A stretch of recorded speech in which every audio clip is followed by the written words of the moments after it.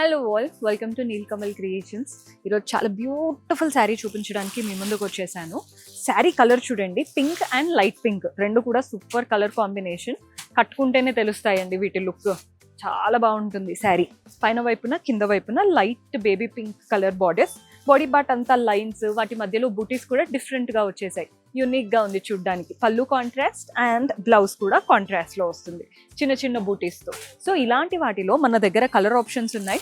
Blue and light blue చూడండి ఎంత బాగున్నాయో. నెక్స్ట్ షేడ్ వచ్చేసి వైన్ కలర్లో వచ్చింది. ఇది కూడా అద్దరిపోతుంది కలర్స్ అయితే.